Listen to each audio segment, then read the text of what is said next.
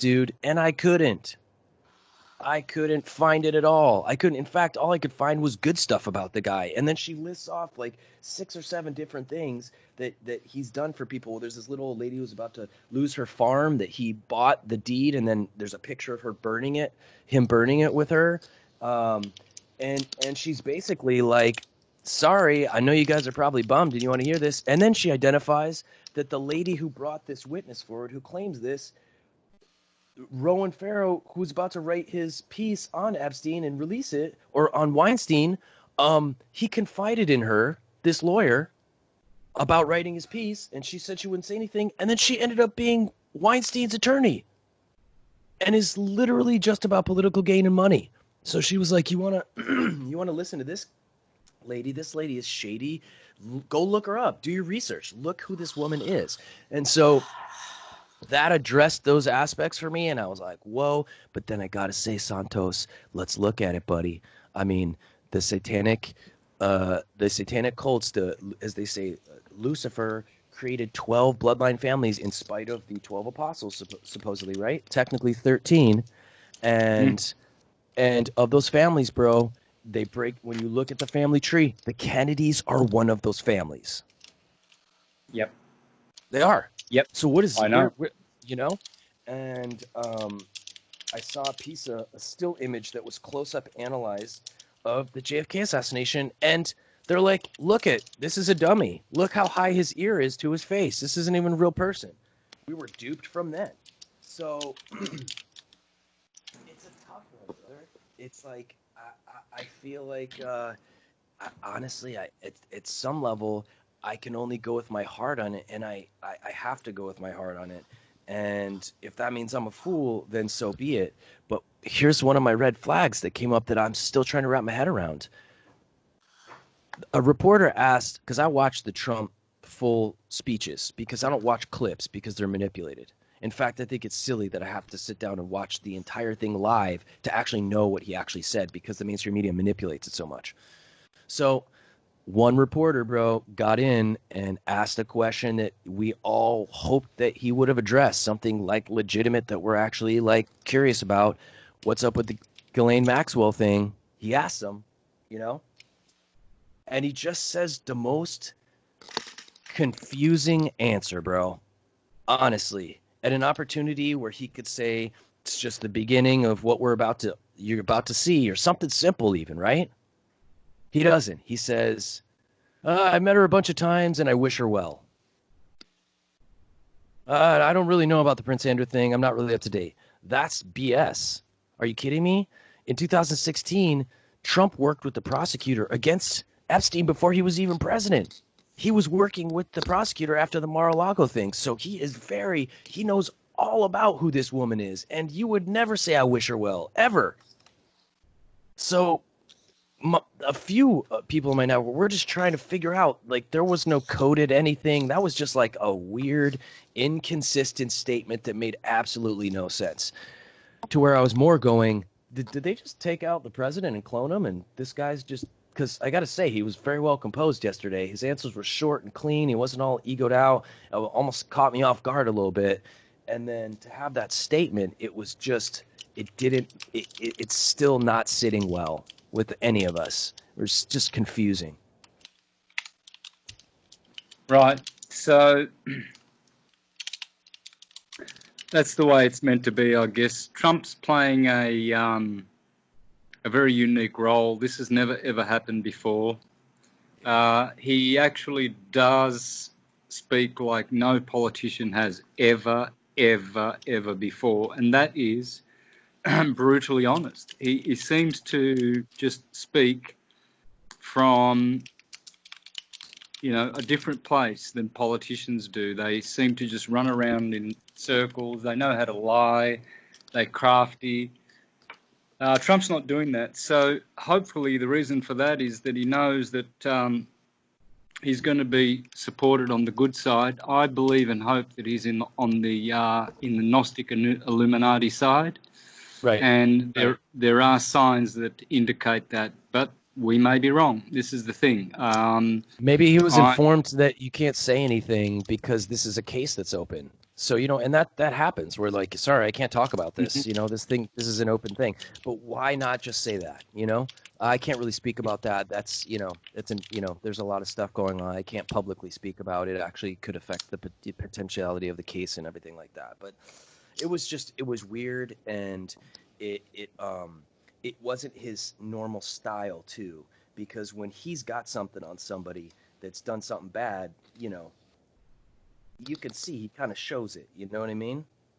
And maybe Yeah. he doesn't, bro. I don't know. Maybe he doesn't. Maybe he's way smoother than that, because there's been several times, even just having Fauci standing next to him, he has to play like a cool hand in that regard, because he has to have more intel about, all of those connections and that compromise. So it was a weird element. I'm actually curious to see what consciousness filters come up with from that, and who makes reflections of information or perspective on this coming up. But I definitely think that did you see, there was like a 3-hour documentary that was really well done on Saint Germain, and that he was this high level, basically like yogi ascended being who reached the highest state you could a long time ago and chose to stay here and help consciousness.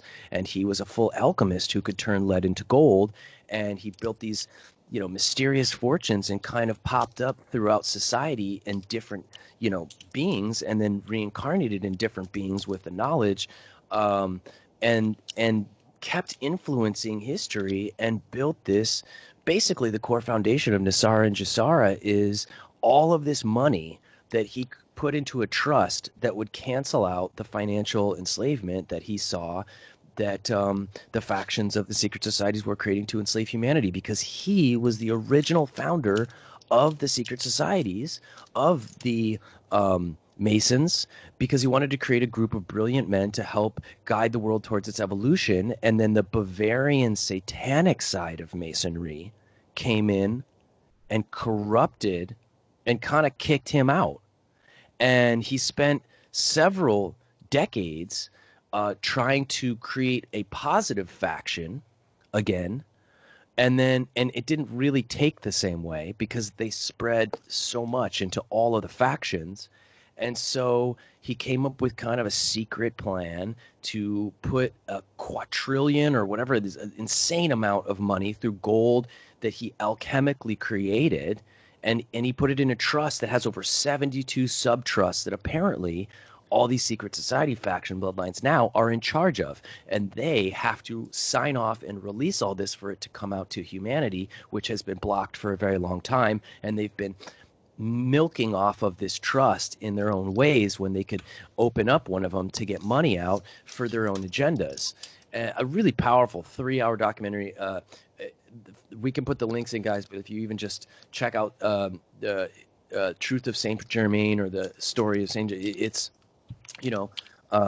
he in fact carries many names that you already know.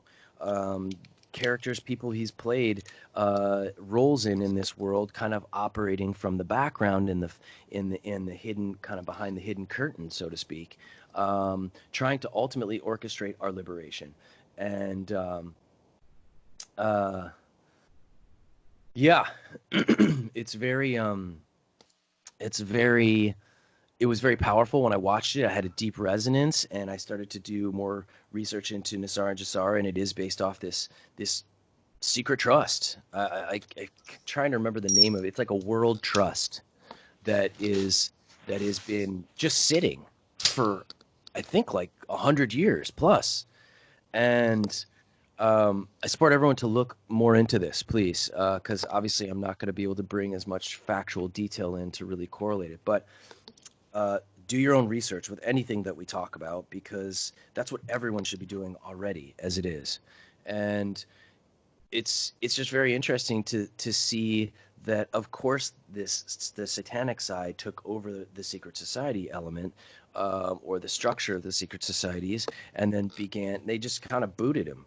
They booted him out, and then that faction took over, and that has kind of just exponentially spread like a virus. And just to clarify for all of the listeners, the Luciferians are the higher level of the entire plot if you're not of the bloodline lineages, it's very hard to become Luciferian.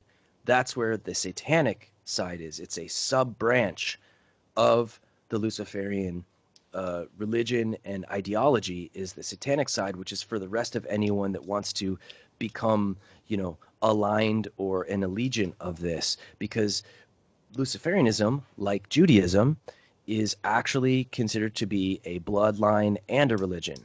And they refer to Luciferianism as the old religion and is actually, in their eyes, like the real deal. And everyone else is just idiots. And that's what they truly believe. And part of their belief is that because their God literally was based on deception, as in their story, and again, everyone, this is what they believe, okay? So it doesn't matter whether Santos and I believe it. This is what they really believe.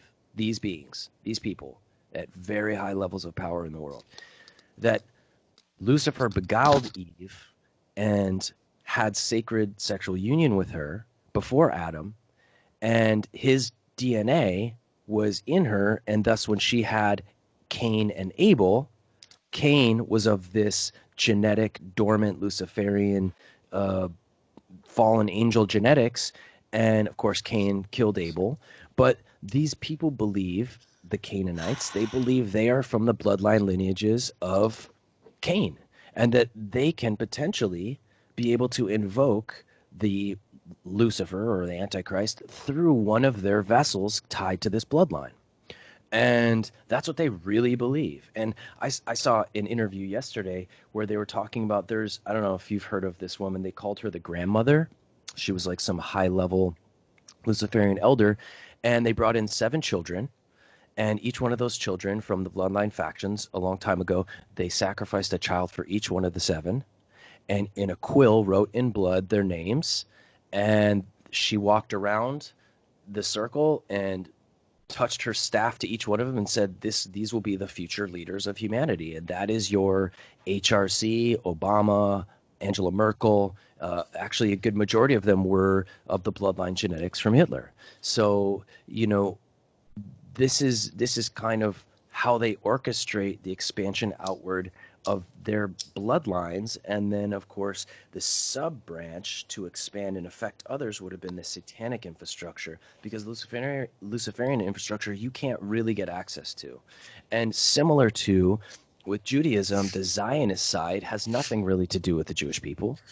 It is a corrupted side that ultimately, and you can let me know or confirm this, and I've seen it with high-level rabbis that talk about that, no, they worship Lucifer too.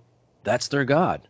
And that part of their ancient rituals is to sacrifice, the goyim, the cattle, and in their blood, they sacrifice, it's part of their ritual stuff. But it has nothing really to do with Judaism or the Jewish people, and the Jewish people have been used as martyrs in their causes, and we could go through 10 examples of that with the Rothschilds. But then there are sub branches from the Zionism that have bled into the Jewish communities, especially Orthodox, where they really, even if it's not as dark and evil, they believe that they are to rule over the rest of humanity because we're just stupid and we'll just kill each other, and that we crave being their slaves. Yeah. Wow. Well, that's interesting, isn't it? Yeah. Well, and it parallels with the Luciferians to believe basically the same thing. But I see these bloodline factions ultimately that seem very materialistic. Bloodlines. It's all about the bloodlines. It's like it just seems so attached to matter and identifying in this world because it's all they have. And when you really understand spirit and divinity, it transcends the physical. So, just like Jesus was born in like a barn, right? Like he wasn't born in a palace with privilege and all this stuff, this super powerful embodiment of the divine came from a very humble environment and experience. That was the beauty of that divinity.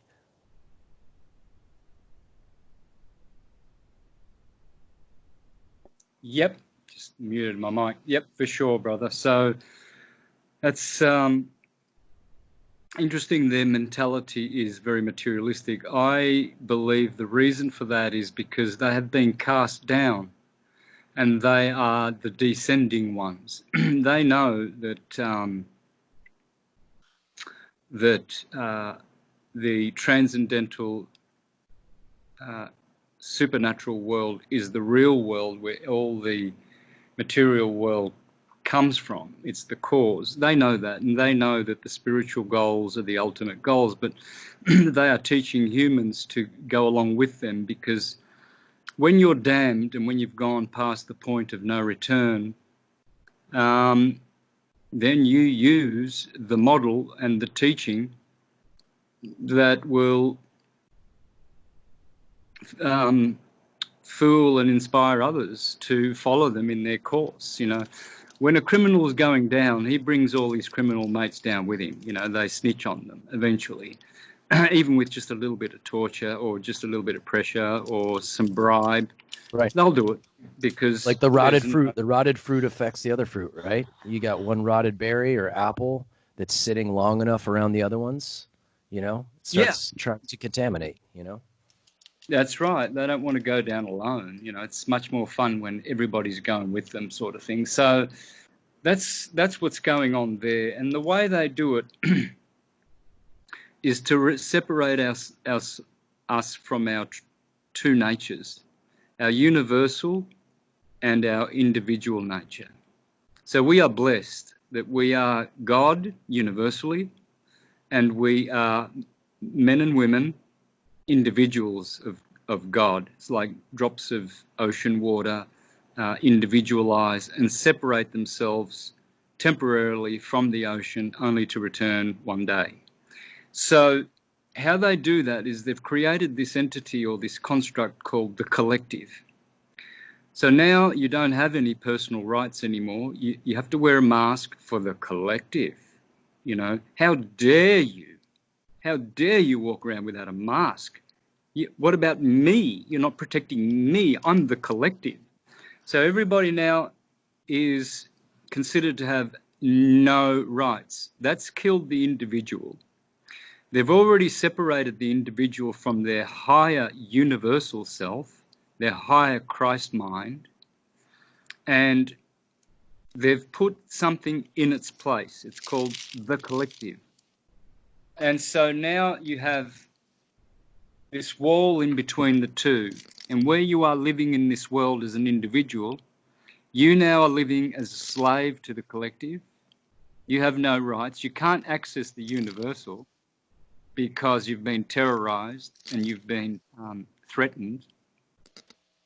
So rather than, it's understandable when you, as you said before, we are in service here. We don't put ourselves first. We put others first. We serve others. This is the human way to be in service. Now, you can't be in service unless you're serving the higher self of all of us. And that's not going to be accessible through the collective. This is another creature altogether. This is a new God who is standing in the way of the monad. When I speak of God, it's such a tricky word because there are billions of gods. The Hindus speak of 330 million gods. And when you understand what gods are, you understand how the system works. But ultimately, Krishna, or Christ, at the top is the monad. At the very, very top, there is the unit, the one, the monad. And all the other gods thereafter. You see, like I said before, the God at the top is of love and free will, right? Well, I see that as a computer. When you buy a new computer, that computer doesn't care what apps you run on it, how you browse. You can search. It won't stop you from searching porn if you want to do that. It won't stop you from going on the black net. It won't stop you from using the internet as Hillary Clinton did for nefarious purposes. It doesn't care. It's just there for you to operate what you need to do. So the way I see it, the gods under the monad, some of them are giving you good apps on your computer and giving you good work to do. Others are just popping up evil things for you to do. But it's your choice. You know, you can do whatever you want, because the computer is never going to stop you. And that's the ultimate device, is the computer. Without it, you can't have apps, you can't have the internet, you can't have anything, a keyboard, you can't do anything. And that's the ultimate, isn't that that's the artificial spirit net, is this technological network for information, because it's been put in place because we all look to that for knowledge, for wisdom, for answers, because we haven't been taught to go into the ether net, the etheric net within. And so none of us feel confident with being able to do that. We don't really understand that if we're comprised of 1 trillion cells and each of those cells carries consciousness, then technically, despite what your definition of God is, we could all agree that God is a mass of consciousness, right? So you have more neuroreceptors in your gut than you do your brain. Okay, you have twice as many, and you have more neuroreceptors in your brain than stars in the galaxy, or stars in the system we can track. So you are a universe of a neural network. And if we really understood that, all right, we would have such a confidence to go within, but we've been so deeply conditioned to not trust within, to not even know or understand just the science of our neural networks, to see our processing capacity is so much more advanced than any computer. And we're also operating in a very limited and retarded capacity with our neural network, with this etheric net within. So we are entrapped to the technological net to look for information, to gain perspective, to create a reality about what the information coming through is. And that's why it is imperative that we establish awareness for this etheric spirit net within us, that ultimately you're going to have to shut the computer off and go within. And I think that is probably one of the greater tests as we get closer to what's going on. That's half the reason on my show we try to do the first hour about what's going on in the world, and the second half of the show, the second hour, about practices that we can activate internally and cultivate more awareness and relationship with this spiritual etheric net within us, and that's connected to each one of us. Listen, I psychically feel connected to you. I'll think about something and I'll see you post, it already works in such a mild manner for humanity.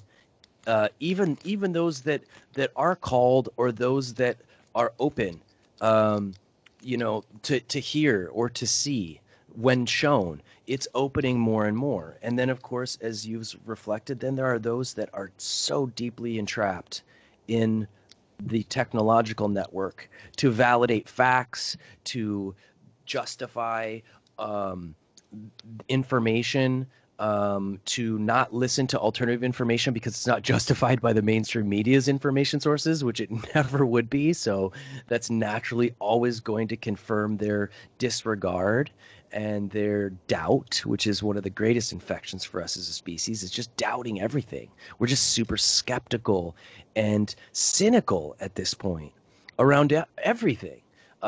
Anything. I mean, look at the movement around spirituality. Long ago, they made it seem like meditating was some long-haired hippie going Om, and for the longest time, people just thought it was funny and silly or like cheesy. Yet this is an ancient practice that is not cheesy at all. It's your way to plug back into the etheric net, but they conditioned us to disregard it or judge ourselves or think it was silly, or one of those generic spiritual, hippies. I'm not like that guy. I'm not going to meditate. I've seen the guys that do meditation. They have long hairs and their beards and they're all cheesy. And I watched that in American culture as I was raised in the Eastern sciences. My parents were married by one of the last living disciples of Paramahansa Yogananda. They were married on Yogananda's private lake ranch in Michigan. And I was ashamed of that stuff at first because it wasn't cool.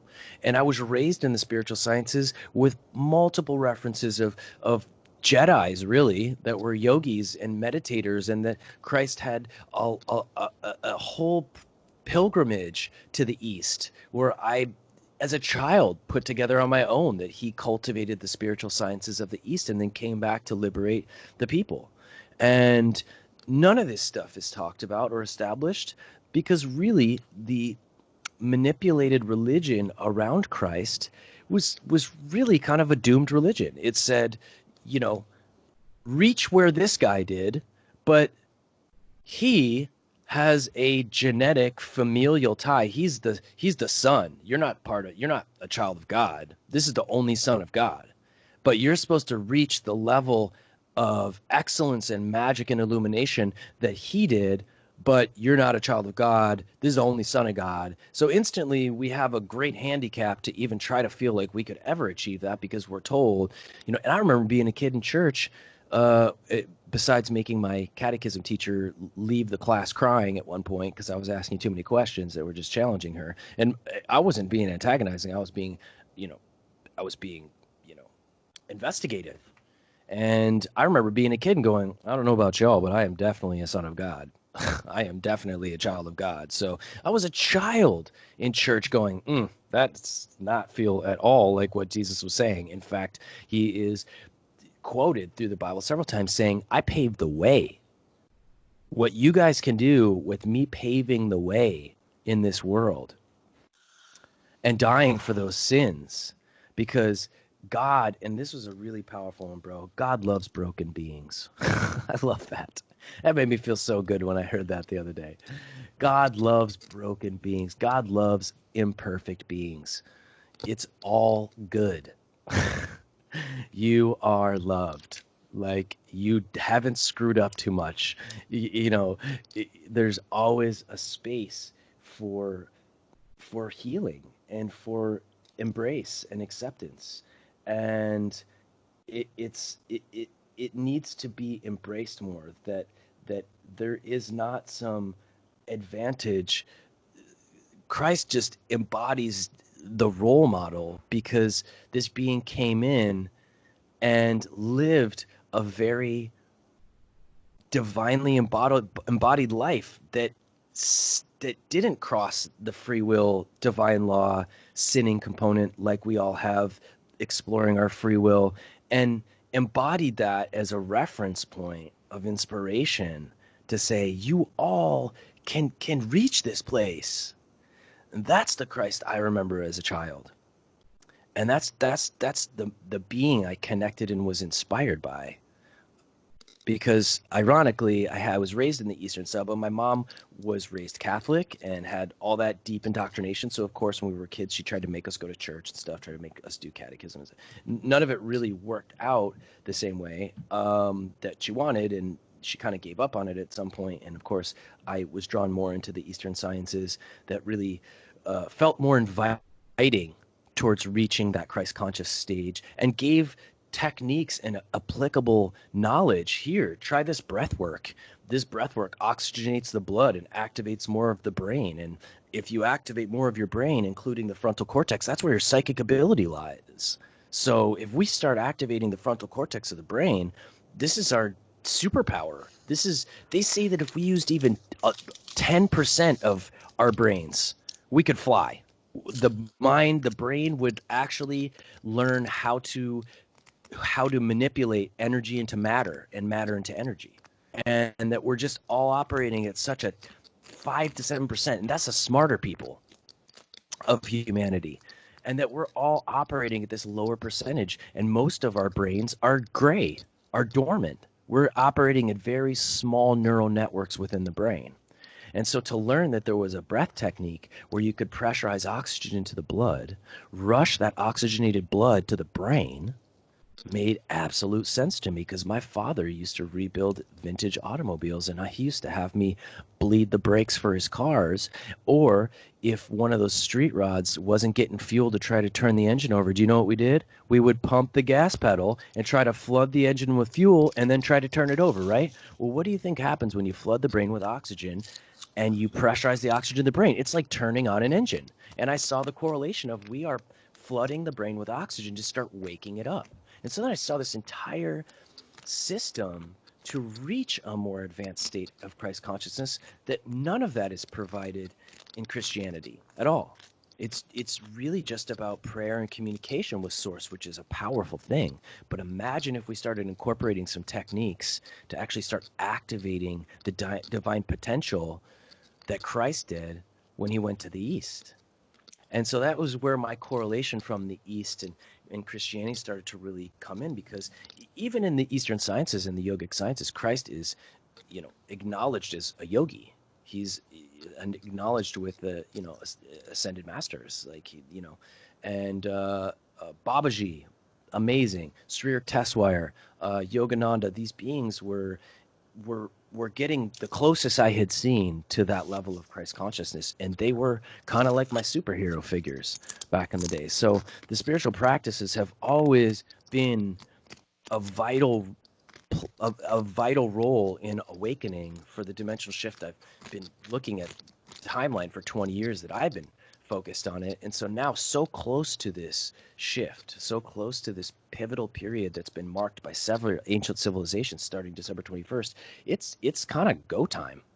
It is go time for the practices, for awakening, for detoxifying yourself. It's said that if you have a lot of heavy metals in your body, when the skies light up from this radiation electromagnetic release of all of the planets lining up, and this electron field, the veil's weakening, that there's some kind of energetic release, which is what will make the skies be like that, and that you should be out in them, soaking up that energy and activating. But if you're toxic, if you got a lot of toxic metals in your body, if your body is full of neurochemical residue, which is kind of where we could segue in, like neuromuscular therapy, this system that channeled through me of a big piece of my life's work is learning how to cross-laterally release the chemical memory from your body that's holding your suffering. It's holding your pain. It's holding your fear. And a good portion of this stuff, the controlling powers that we have addressed in this show, they understand that your body is a chemical cage. And if they bombard you with stuff, as they have been, through the media, through these artificial networks of consciousness so you don't go inward, then you're going to be full of these chemical residues, these feelings, these emotions, these thoughts, these fears, and you're full. Your body's chemically full. We're like a sponge. We're supposed to be brushing our body like we brush our teeth every day. We're all full of plaque and tartar, and that plaque and tartar that's built up has started producing cavities within us, and those cavities are spiritual. They are physical and biochemical, but they have an energetic aspect that affects our spiritual process, our spiritual awakening, our spiritual perspective. And so we have to start flushing our system. And what I truly believe, and I will hold to this, and what I have faith in, because belief is, well, it's got the word lie in it, and beliefs can also be, false, because beliefs just come from an idea that you form emotions around. So my faith is that these spiritual practices are so powerful that even if hundreds of generations before us were kept in the dark, if you could find them just even months before this great event, they could help prepare you still to be able to make this shift and utilize the most of whatever comes from this major cosmic event that's marked within a 6,000-year cycle that we are upon. Yep, for sure. So we certainly have a lot of work to do, because everything's getting more dense, everything's getting more convoluted, and this is by on purpose, of course. And this was always predicted, that iron would be mixed with clay in the end of days. So it's no more gold, silver, and bronze, nor iron. It's iron mixed with clay, and they don't mix. So you've got two contrasting energies, two brothers fighting each other, Cain and Abel, the theme of all times, brother against brother. And we have been pitted against each other in such a way. There's always been troubles in families, communities, towns, cities, nations, and the world at large. So right now, I believe the elite have knowledge that we don't, and they know when cataclysmic cycles occur. And I do believe that they know that some kind of a plasma event is going to occur at the end of this year, and the world will be changed. It will go from one thing to another. There's no doubt about it that the end of all of this will be a change, whether for good or for bad. I believe and hope that it will be for good. Ultimately, it will. Ultimately, everything must be salvaged, ultimately. It just depends on how long this is going to be drawn out. And I would like to encourage people to just stay strong. I've always been hopeful. I've never, ever lost my hope. Even when I was Jehovah's Witness, preaching about Armageddon coming when I was a little boy, 8, 9 years old, even in my 20s and 30s, very zealous, preaching about, how to be saved and how to survive and go into the paradise, God's kingdom. All of these things, I'm still preaching the same thing, really, with hope and not despair. But right now, many people are despairing, of course. How can you not? It is that way. It's a mess, and proverbial mess. Yeah. Yeah, and is that because, as people are suggesting, the satanic Illuminati are losing and they know they're losing, and that's why they're upping their antics and trying to push their New World Order? Is that why? I think it is. I hope it is. I don't know that it is, and so, I'm just like a spectator for now, but not a silent one. I'm busy. I'm doing what I can. I've got a block on Facebook for another 5 days, but I've been again, pretty... Huh? What'd they block you for this time? Well, I posted about the Spanish flu and how the whole world was wearing masks and they were ordered to wear masks. And I said in the comment that the same people who did that then are the same people who are now telling us what to do. Same system. And that was, man, they got that within minutes, and I was banned within a few minutes. Wow. That's how quick they are these days. Oh my gosh, 30 seconds for me on one of the posts that I did recently. 30 seconds. It was boom. And it had to do with a scientist making a statement. And I just thought, okay, you want to try to fact check this? 30 seconds? Whoa. And then when I posted the same thing in the comment, 15 seconds, boom, done.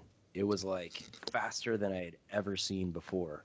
And I just want to reflect, and I would love just, ancient words help. The Bible is coded, and it's full of so many pieces of truth and things that can inspire and hopefully trigger your faith in something greater. And I'm just going to read Psalm 121, and I hope it inspires. I will lift up my eyes to the hills, from whence comes my help? ? My help comes from the Lord who made heaven and earth. He will not allow your foot to be moved. He who keeps you will not slumber. Behold, he who keeps Israel shall neither slumber nor sleep. The Lord is your keeper. The Lord is your shade at your right hand. The sun shall not strike you by day, nor the moon by night. The Lord shall preserve you from all evil. He shall preserve your soul. The Lord shall preserve your going out and your coming in from this time forth and even forevermore.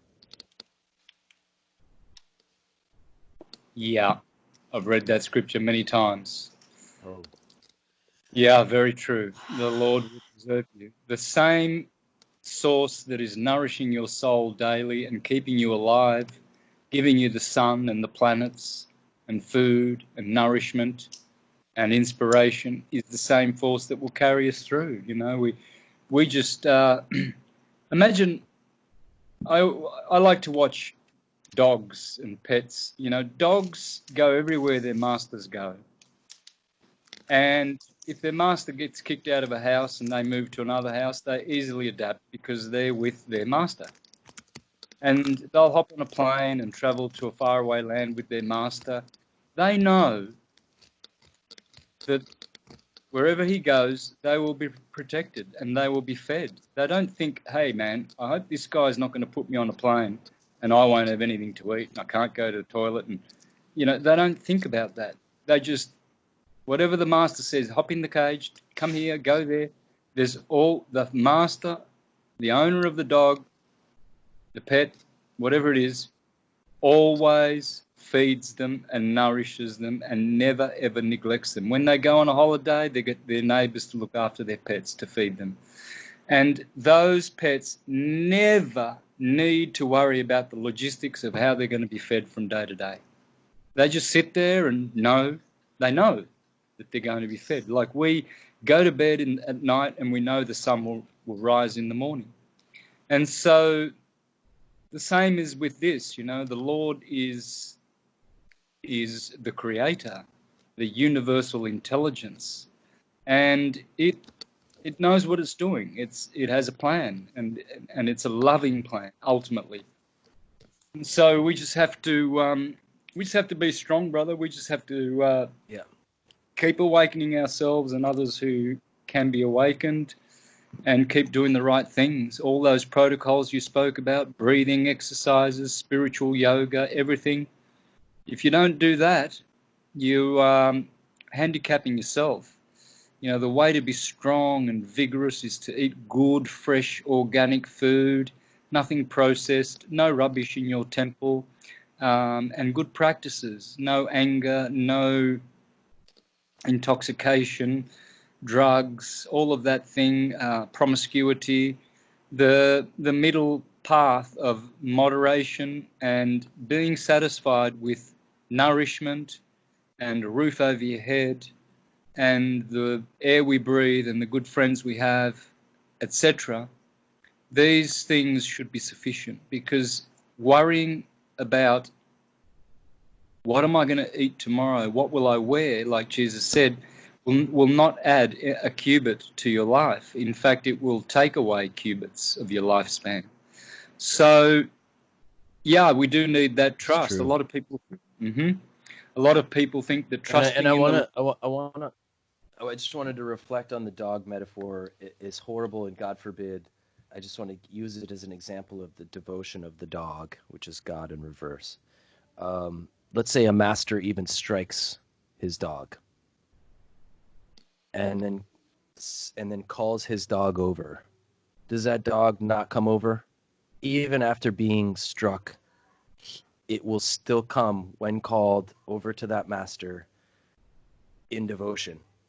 Even after that, and I've seen it with dog owners before, you know, whether the dog did something bad and he got a spanking or whatever, and then, you know, the master feels bad and calls the dog comes right over still, you know, comes over in love and devotion, even after, you know, being scolded or punished, so to speak, you know.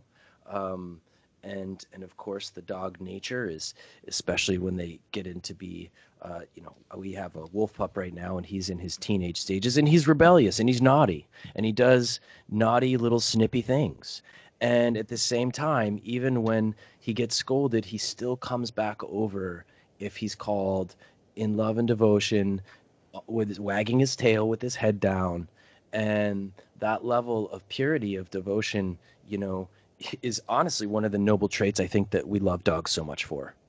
And we love it because it's foreign to us to some degree. That level of devotion and commitment, you know, yes, to a source, yeah. They are the ultimate animal in teaching about love, because they always forgive and they're always loyal. So ultimately, when we realize that other people are just aspects of ourselves, you can't get angry at them, and no matter what they do, because it's just a mirror, and they're just, you know, that everyone has their faults and what have you, but these are just unpleasant aspects of ourselves which show themselves to us during the course of our life. So that's why forgiveness is the ultimate beautiful, saving thing that we can practice.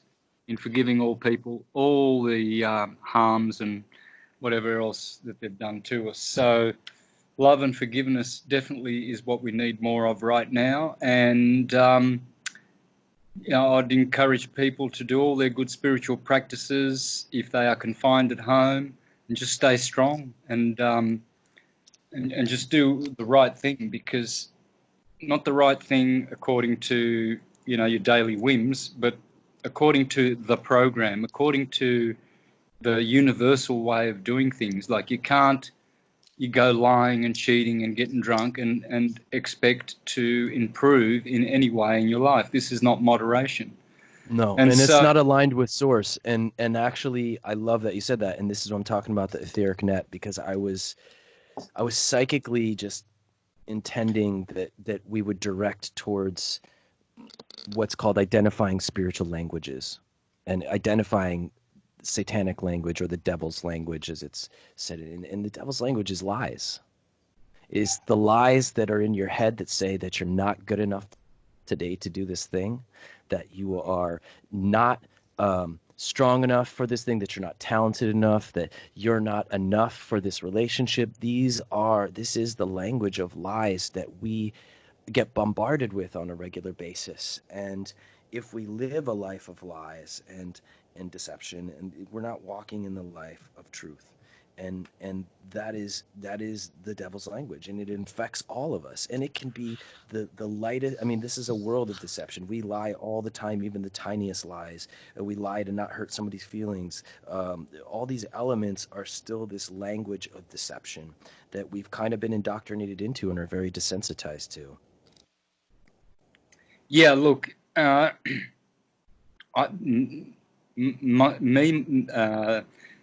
myself in my life, I've hurt people many times, and I've done some bad things to people, which I regret. And those people, for the most part, have forgiven me. And I don't know whether others have or not, but I would like their forgiveness. I would like for everyone to forgive me as I forgive them. I don't have any grudges against anyone. So this is what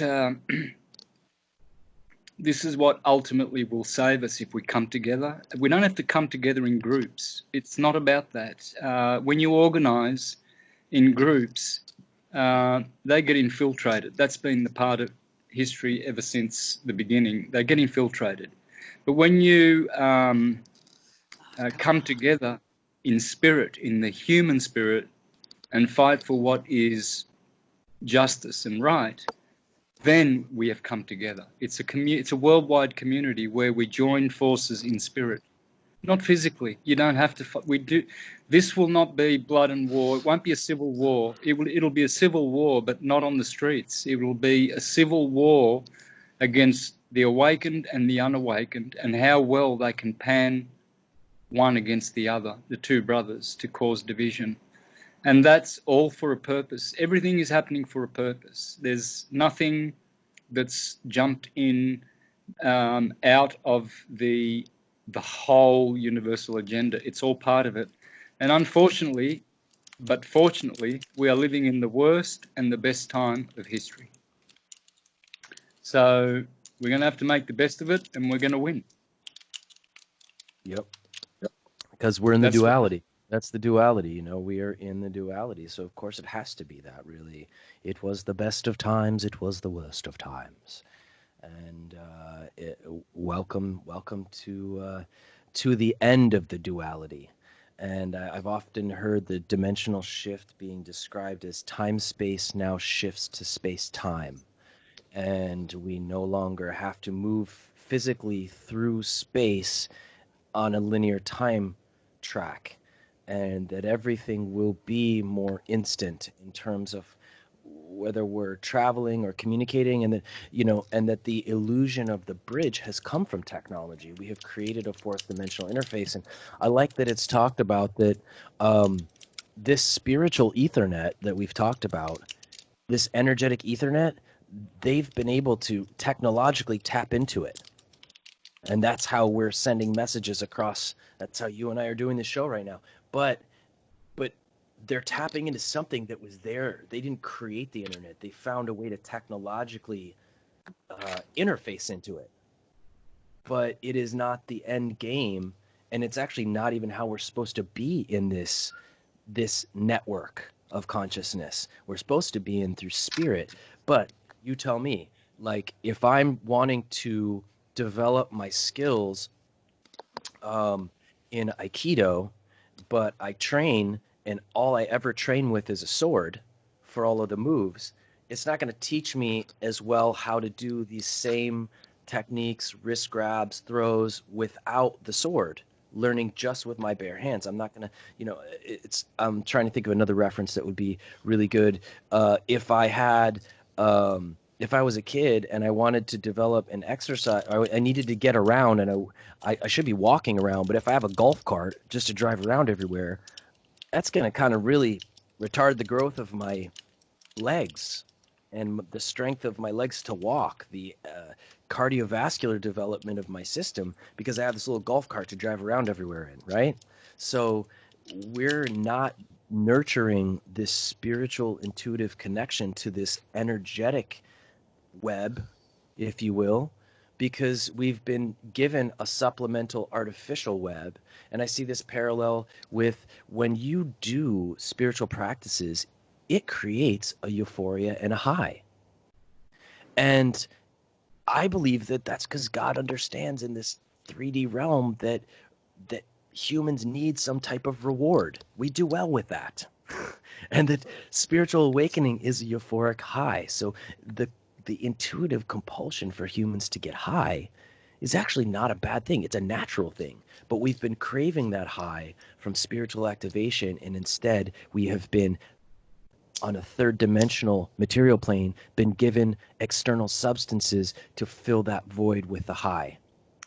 And so that retards any type of development of us to learn how to spiritually activate a high that ironically doesn't have any side effects that are detrimental. It actually does the opposite. It actually starts awakening dormant centers of the brain. It starts awakening the DNA. It starts awakening the mitochondrial infrastructure of the cell factories of these little batteries. Your cells are batteries. They have a nucleus that's acidic and a cytoplasm that is alkaline, and they're separated from a thin membrane of the cells, and that's a battery.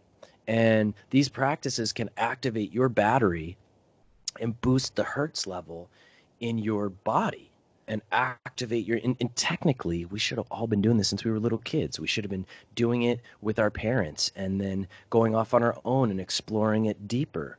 And I'll give an example of, I was raised in the Eastern Sciences, but when my parents had kids, they kind of lost their spiritual practices because it was just really intense to have kids. And in India, they talk about now the greatest challenge for the yogic practitioners there now, the greatest challenge that they look at in society is, can you have a yogic practice and have a family? It's easy to go sequester in the mountains and just do practices every day, but can you have a family and maintain your practices? Oh, that's some next level Jedi stuff. And I will speak personal experience.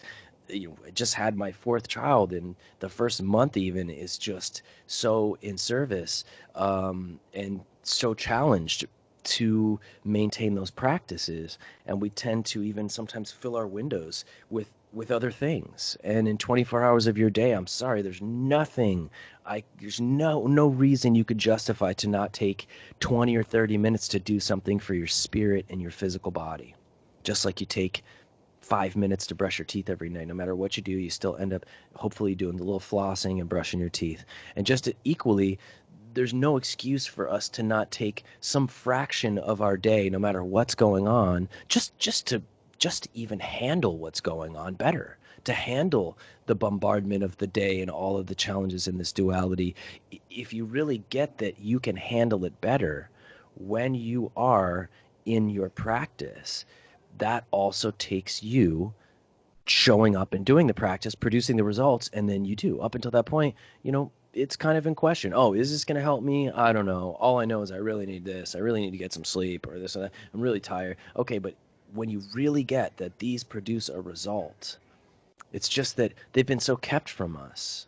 They've been so cynically attacked, and we've been conditioned to disregard spirituality. I mean, obviously the West has gotten more into yoga and science and spirituality, and a lot of that came after 2012.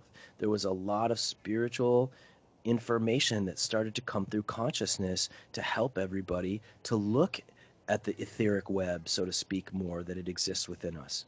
And of course, just along with the duality came also corruption and corrosion of the spiritual sciences in the West. And you're seeing this is the era of the death of the guru. Again, one of the institutions that Dr. Khalsa, Dr. Hadhadi, and I, he's been in that for the longest time. So it was really powerful to watch how much harder it was for him to watch the man that married him, that named his children, that was such a big part of his devotion in life, to be revealed of having some very dark and conflicting personal attributes to his life. I don't personally think in any way that should affect the spiritual sciences that we're channeling through him. If you choose to do that, then to me you're missing the point of the divinity of the sciences you were even learning, because Kundalini Yoga is not about Yogi Bhajan. It channeled through the rishis way before the Sikhs became facilitators of it. And these sciences are pure. And the humans that facilitate them can step into pure divine places, but when they go off and be human, they are allowed a human experience, and it's our idol worship of them. It's our, divine misinterpretation or misidentification of them not getting the freedom and space to be human, to make mistakes, to do dumb stuff. The same with the Dalai Lama, who's now being exposed for receiving $1 million from that Nexus, child trafficking sex cult, and getting paid $1 million to show up in an event for the Seagram's head, another secret society head aristocrat. These people are, I've heard from a lot of people that have been around the Dalai Lama that he's a jerk sometimes, but he's human. It's us that thinks because he's Dalai Lama, he's just going to be this certain way, which that's on you. So it's about, again, this is where humility and humbleness comes in for all of us. I think everyone's having to be humbled right now. And every day I get another wave of, I've been watching, how do I walk? Do I do that Luciferian walk sometimes? I do. Whoa. Has that just been a reference because I saw other men growing up as a boy that inspired me? I thought, this is how I'm supposed to be. Yeah, that's how deep it goes. And that's how deep you have to be willing to explore it with no attachment. That's where the freedom comes. No attachment to where anything goes, where the vision, where the clear sight goes to. You there? Beautiful. Yep. Oh, well said, brother. All right. So thanks for joining me. We've come to the top of 2 hours here. I can't believe it. If you do have a video on that Luciferian walk and talk, send it over to me, because I want to see what exactly you're talking about there. I'm excited to talk more about it after you really see it and identify it. It's just they show like 50 movie clips that you will know that you're like, oh, there it is. And then you can see the pattern of it. And, obviously possession is a very real thing in movies too. And they show a bunch of examples of, I watched that show Vikings. I loved it. I thought it was really well done. But Ivor the Boneless historically was considered one of the Nephilim. And the actor that plays him in the show, they take you through some of those scenes. I saw those scenes originally and got to rewatch them with this perspective. You can see the possession. I mean, it is crazy. And apparently they did some ritual stuff with this actor before they shot this scene that you're going to see. And it's like, it's just so obvious. And that's the thing about being bamboozled is it can be very liberating. You can go, whoa, man, this just felt like I had a massive bowel movement. Like I feel so light and lifted. Or you can egoically feel tricked and go into all that martyry, oh, boo-hoo, and get really frustrated. It's all perception, And I believe my 3-year-old in the background was giving an example of that. So, bro, always grateful. I feel like, again, we should really just do, we should do a consecutive team up to prepare people up until December 21st, where we're just talking about this. I feel like we bring two perspectives very harmonizing together and we should do more of these kind of preparations because we're so behind schedule. I just feel like if there's one thing that is the most important, it's bringing perspective and helping people to try to catch up, to the preparation for what is to come, Yeah, for sure, brother. I'll leave a space for you once a month on here if you care to join me. That'll be great, man. I'd love to have you again again a few times for sure. All right, brother. Take care. Thank you, listeners. Be sure to support the channel in any possible way you can, and promote it and the station. And thank you, Gary, and all the staff there helping us today. So once again, MICAHANADA SKYE, thank you, brother. Take care, and thank you, listeners. Goodbye for now. Blessings in Satnam.